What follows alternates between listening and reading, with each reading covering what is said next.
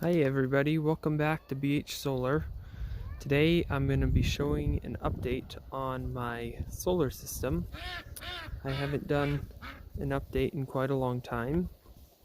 I have changed a lot of my setup. I've gone to monocrystalline solar panels. These two right here are both 100 watts each, and they are the Renogy solar panels. I got those off Amazon. And this big one over here is a 200 watt solar panel. I got that one off eBay. I'm not sure exactly the brand I got, but it was quite a bit cheaper. And I have built kind of a simple frame setup using a pallet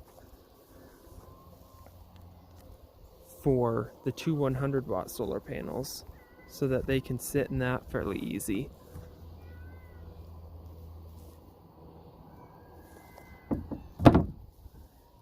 And I've yet to build one for my 200 watt solar panel. So right now I just have it propped up on that stand and just propped up with a stick there.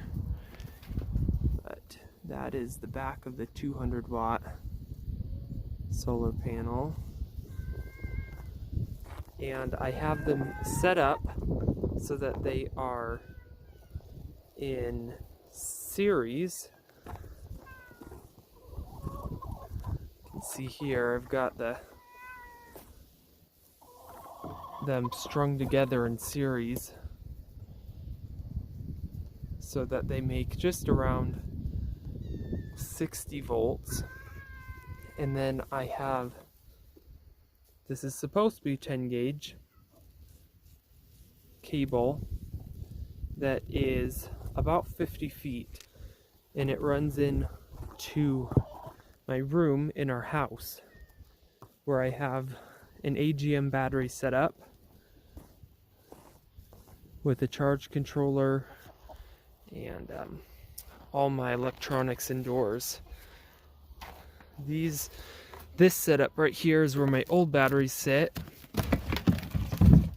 I don't use them for much anymore, just here and there.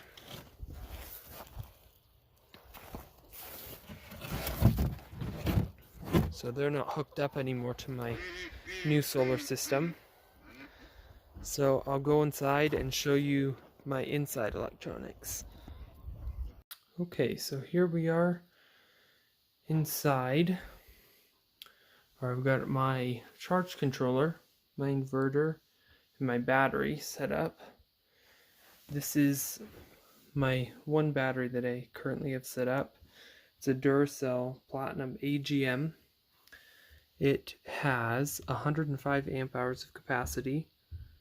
I have really enjoyed this battery. It has worked very well for me. It's got the dual post setup, which helps a lot when you want to run lots of different connectors off of it. So this is an AGM battery so that I can have it inside, and it is sealed so it will not be off gassing, and it's not dangerous to have inside. It's also a deep cycle so that it is suited for this type of setup. It can be cycled deeply without damaging it in any way. So my solar comes in the wall down here through these cables, and these are the 50-foot cables. And the solar panels, as I stated, they're run in series, so they run about 60 volts through these cables and up into this Richmond 40 amp MPPT charge controller. It, right now, you can see my battery's at 13.9, and it is floating, and focus. So that's the solar voltage coming in right now. It is 68.3 volts coming in from the solar panels, and it's only bringing in 0.47 amps because the battery is in float mode. It's 100%. It's the battery voltage there. That's the load amp. I don't have any load set up on it. It charged 6 amp hours today. My battery is pretty much full at the beginning of the day, so it didn't charge too much. That was the load amp hours used.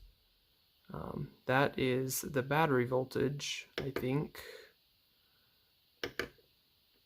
Those are the error codes, so there's 0 errors. And that's back to the main interface.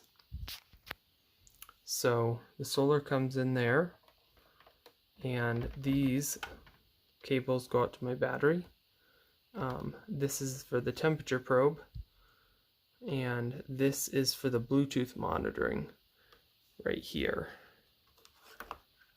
There's an app on my phone that I can connect up here and see all the stats electronically. It's pretty neat. So these cables run down over to my battery here, and then these big cables are I think they are 0 gauge cables, and they run over here to my Tiger Claw 1500 watt pure sine inverter. And I was using a modified sine wave for quite a while, but had just found that things don't run very good on the modified sine wave, and for more long-term usage the pure sine is a lot cleaner and a lot more beneficial to use. So I have it propped up off the carpet here, as that helps it cool. I found sitting on the carpet it tends to overheat. The fans get really loud. Sitting on just this little thing here helps keep it a lot cooler.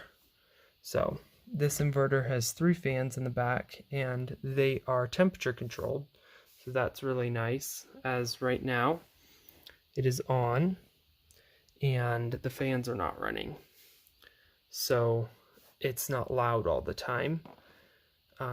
As it heats up, these fans will vary in speed. If it gets really hot, the fans get fairly loud, but right now there's no load on it, so there is no noise, which is really nice. So that's my inverter set up, and my charge controller set up, and my battery set up.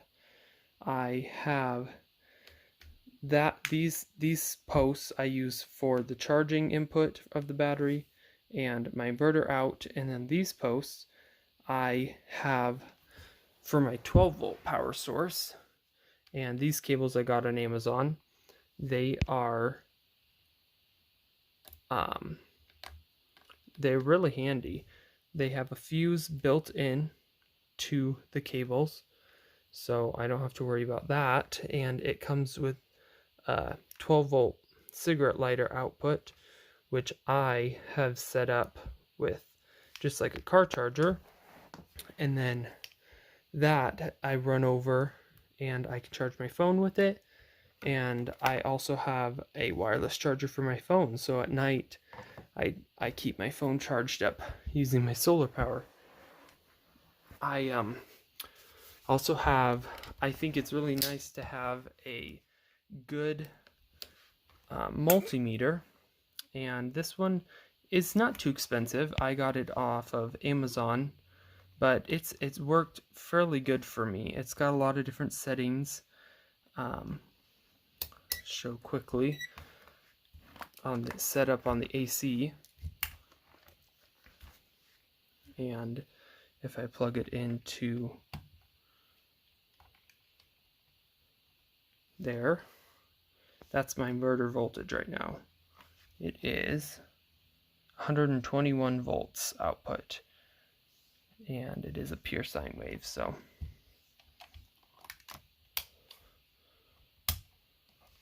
So a good multimeter is definitely a handy tool to have. I recommend everybody gets one if they really want to be able to monitor their system closely. it has helped me a lot. So please like, comment, and subscribe if you like this video, and leave a comment with any maybe suggestions that you might have for me. I would greatly appreciate it.